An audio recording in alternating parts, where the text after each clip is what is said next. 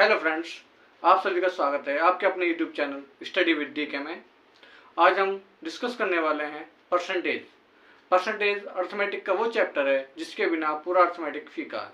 Arithmetic के किसी अन्य चैप्टर को समझने के लिए इस चैप्टर की बहुत ज़्यादा जरूरत पड़ती है, चाहे वो आपका प्रॉफिट लॉस हो, चाहे वो आपका कोई भी ब्याज हो, एलिगेशन हो, मिश्रण वगैरह, कोई सा भी चैप्टर हो, इस चैप्टर के बिना आप किसी भी चैप्टर को सोल्व नहीं कर सकते हैं। तो आइए टाइम वेस्ट ना करते हुए हम सीधे से क्वेश्चन के माध्यम से सीखेंगे। और इस चैप्टर में, इस वीडियो में, इस चैप्टर के हम सिर्फ वही क्वेश्चन कराएंगे जो मेनली एग्जाम में पूछे जाते हैं। तो चलिए पहले क्वेश्चन से स्टार्ट करते हैं। पहला क्वेश्चन क्या कहता है, यदि किसी शहर की जनसंख्या 2001 में 10,000 थी, यदि प्रतिवर्ष जनसंख्या में 20% की वृद्धि होती है तो शहर की जनसंख्या 2005 में कितनी होगी। ये देखिए 2001 में कितनी थी, 10,000। ये क्वेश्चन में दिया हुआ है कि 2001 में कितनी जनसंख्या थी शहर की, 10,000। वो पूछ रहा है तुमसे कि 2005 में कितनी होगी। 2005 का मतलब कितनी बार, 4 वर्ष बाद। 4 वर्ष बाद वो आपसे पूछ रहा है कि 4 वर्ष बाद इस शहर की जनसंख्या कितनी होगी। तो सबसे पहले कुछ नहीं है, इस टॉपिक को करने का एक सीधा सा कॉन्सेप्ट है, बहुत आसान सा कॉन्सेप्ट है। उस कॉन्सेप्ट को समझेंगे। देखिए अगर क्वेश्चन ये लिखा हुआ है, इसे ध्यान दे दीजिए। पहले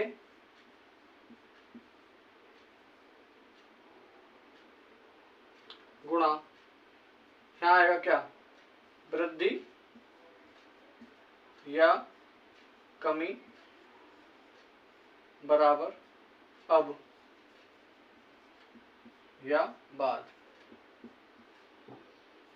ऐसे देख लीजिए, पहले की संख्या, उसके बाद कितनी कितनी वृद्धि हो रही है, कितनी कमी हो रही है, वो यहाँ लिखेंगे।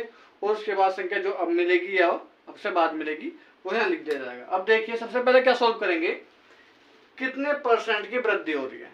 वृद्धि के लिए कितना परसेंट है, 20%। 20% की क्या है, ये वृद्धि है। ये 20% की वृद्धि हो रही है इसमें। तो पहले 20% को सोल्व कर लेंगे। कैसे, 20/100 बराबर 1/5। वृद्धि हो रही है तो कितना हो जाएगा, 6/5। अगर कमी होती तो 1 की कमी कर देते, 4/5 हो जाता। यहाँ हो रही है वृद्धि 20% की, तो 1/5 में ऊपर 1 जोड़ देंगे तो कितना हो जाएगा, 6/5। अब आते हैं कॉन्सेप्ट पर इस क्वेश्चन के कि करना कैसे है।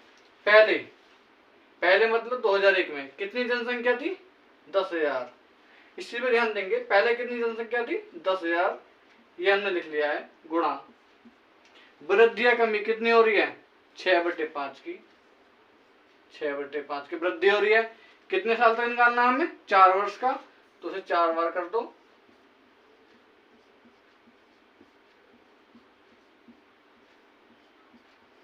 हम 4 बार कर देंगे इसको। अब क्या करना है, अब यह निकल के आएगी तुम्हारी जो जनसंख्या आएगी आपकी।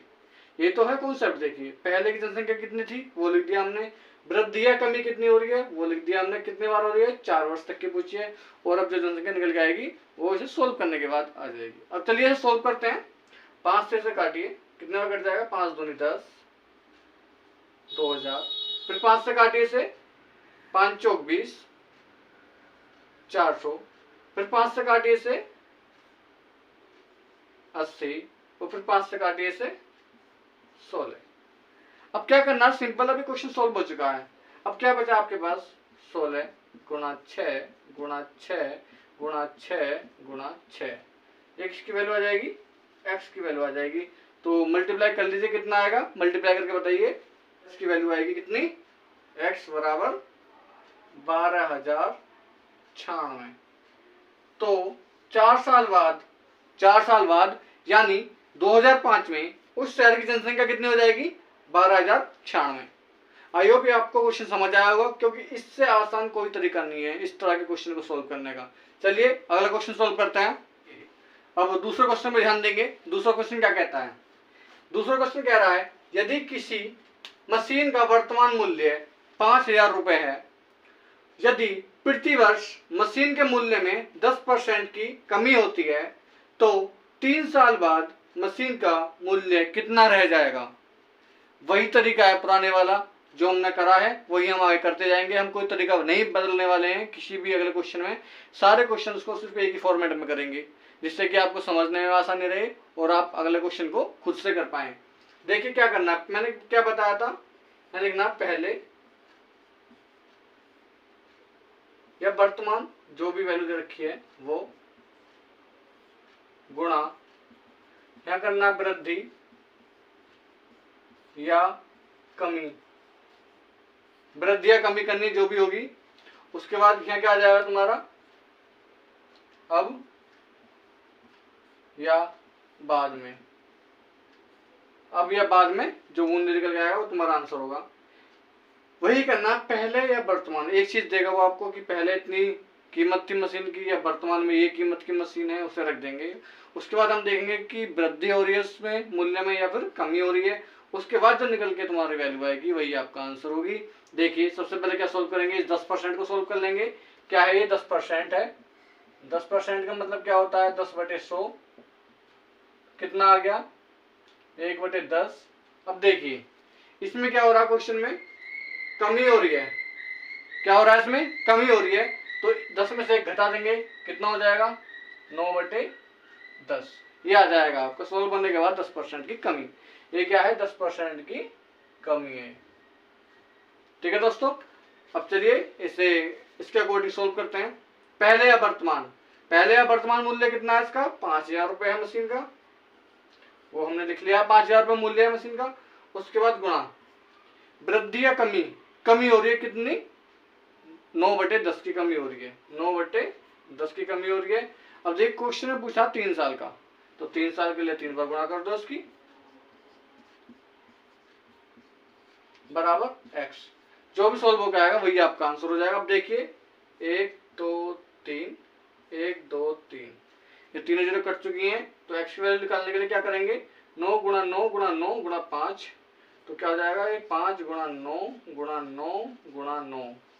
अब कितना आएगा सोल्व करके गुणा की, देखिए गुणा करते हैं इसकी 9 नाम 81, 81 निम्मा 729, 729 पंजे 3645, तो 3645 रुपए उस मशीन की कीमत रह जाएगी 3 साल बाद।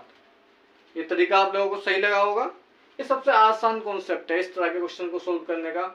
चलिए अब हम अगला तरीका सोल्व करते हैं। आई होप इस तरह के क्वेश्चन कमी या वृद्धि वाला आप समझ गए होंगे। क्या 10% की कमी हो रही है तो उसे किस तरह सोल्व करेंगे, वृद्धि हो रही है तो उसे किस तरह सोल्व करेंगे।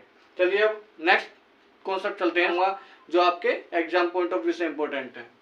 चलिए क्वेश्चन को सोल्व करते हैं। किसी स्कूल में विद्यार्थियों की संख्या 800 है, यदि उसमें सिर्फ 25% लड़कियां हैं तो लड़कों की संख्या कितनी होगी। क्वेश्चन में क्या पूछा है कि कुल स्कूल में 800 विद्यार्थी हैं, उसमें से अगर 25% लड़कियां हैं तो लड़कों की संख्या क्या होगी।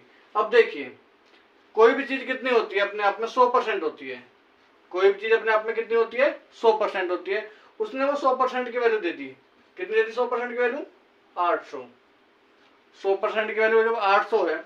अब देखिए 2 जीरो से 2 जीरो कट जाएंगी तो 1% का मान कितना आ जाएगा 8। यहाँ तक क्लियर, 1% का मान आ गया 8। अब देखिए यदि उसमें 25% लड़कियां हैं, क्या है 25% क्या है हमारी गर्ल्स हैं, तो बॉयज कितने बचे 75%, 75% हमारे क्या बच गए लड़के बच गए। अब देखिए जब 1% की वैल्यू 8 है तो 75% की वैल्यू कितनी होगी निकाल दो, बॉयज कितने आएंगे 75 गुणा 8 कितना आएगा 8 पंजे 40 की 0, हासिल को 4 और 8 सत्ते 56 4 60, 600, 600 बॉयज हैं आपके स्कूल में। कितने बॉयज हैं 600। आइए क्वेश्चन समझ आ गया होगा, बहुत सीधा सा क्वेश्चन था, बहुत सिंपल सा क्वेश्चन था। लेकिन अगर आपको इसका कॉन्सेप्ट नहीं पता है कैसे करना है क्वेश्चन को, तो आप इसी क्वेश्चन पे उलझे रह जाते हैं और आप बस 1 नंबर का आप अपना नुकसान कराते हैं एग्जाम में। क्या क्वेश्चन है, किसी स्कूल में लड़कों की संख्या लड़कियों की संख्या से 20% अधिक है, यदि लड़कियों की संख्या 900 हो तो लड़कों की संख्या कितनी होगी।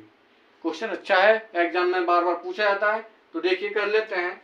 इसने क्या कहा है, लड़कियों की संख्या कितनी मानी है इसने, लड़कियों की संख्या दी तुम्हें कितनी, लड़कियां कितनी है 900।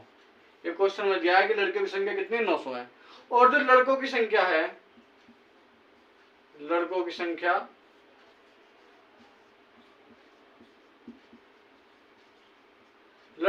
कितनी है इस 900 से, मतलब लड़कियों की संख्या से कितना 20% अधिक है। तो कितना आ जाएगा, लड़कियों की संख्या कितनी है 900 से कितना अधिक है, 100 का 20% कितना हो जाएगा 120। ठीक है, हम डायरेक्ट करते हैं इस क्वेश्चन को, टाइम ना वेस्ट करते हुए। अब 2 0 से 2 0 काट दो, 12 निम्मा 108 और 0। तो लड़कों की संख्या कितनी हो जाएगी, लड़कों की संख्या होगी आपकी 1080। यह भी का आंसर रहेगा। देखिए परसेंटेज कोई ज्यादा टफ चैप्टर नहीं है, लेकिन इसको बेसिक से समझना बहुत ज्यादा जरूरी है। अगर आपने इस चैप्टर को एक बार अच्छे से समझ लिया तो आपको अर्थमेटिक में कहीं दूर दूर तक प्रॉब्लम आने वाली नहीं है। तो चलिए आगे के दो टाइप और बचे हैं जो ज्यादातर मेनली एग्जाम में पूछे जाते हैं, वो हम नेक्स्ट वीडियो में कराएंगे। आज के लिए बस देखिए, हमने आज 4 क्वेश्चन करे हैं परसेंटेज के, जो हर एग्जाम के पॉइंट ऑफ व्यू से बहुत ज़्यादा इंपॉर्टेंट क्वेश्चन है। इसके बचे हुए आगे के 2 टाइप हम अगले वीडियो में करेंगे। अगर आपको हमारे समझाने का तरीका अच्छा लगा हो, हमारे कॉन्सेप्ट अच्छे लगे हों, हमारे द्वारा कराए गए क्वेश्चन अच्छे लगे हों, तो हमारे चैनल को सब्सक्राइब जरूर करें और हमारी वीडियो को लाइक करें, शेयर करें और कमेंट बॉक्स में कमेंट करना बिल्कुल ना भूलें। धन्यवाद, मिलते हैं नेक्स्ट